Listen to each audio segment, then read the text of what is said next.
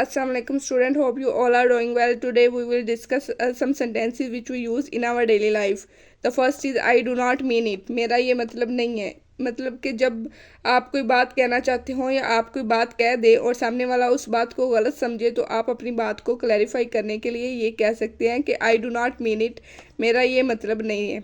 ठीक है. And the next is I feel much better. मैं बहुत बेहतर महसूस कर रहा हूँ. जब आप पहले से बेहतर फील कर रहे हो, फॉर एग्जांपल तबीयत, मूड और सिचुएशन पहले से अच्छी हो, then you can say I feel much better. मैं बहुत बेहतर महसूस कर रहा हूँ. The next is I don't have time. मेरे पास वक्त नहीं है. जब आप बिज़ी हों और किसी काम के लिए आपके पास टाइम अवेलेबल ना हो तो आप कह सकते हैं आई डोंट हैव टाइम. मेरे पास वक्त नहीं है. Next is stop making such a noise. ऐसे शोर मचाना बंद करो.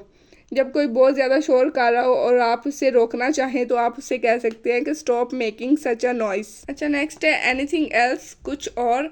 यानी कि जब आप किसी से पूछना चाहें कि आपको इसके अलावा भी कुछ चाहिए या फिर आप किसी चीज़ के बारे में पूछना चाहिए कि आपको इसके अलावा कुछ चाहिए तो आप ये कह सकते हैं एनीथिंग एल्स, कुछ और. यानी ये एक क्वेश्चन है, आप उससे इस तरह क्वेश्चन कर सकते हैं. Next is did you get it. क्या आपने हासिल कर लिया. जब आप किसी को कोई बात एक्सप्लेन करें और ये चेक करना चाहें कि उसे ये बात समझ आ गई है या नहीं तो आप उसे कह सकते हैं डिड यू गेट इट. क्या आपने हासिल कर लिया. Next is everything okay. क्या सब ठीक है.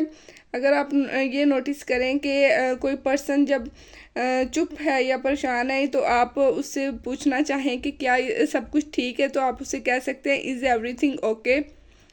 You are wasting my time. तुम मेरा वक्त बर्बाद कर रहे हो.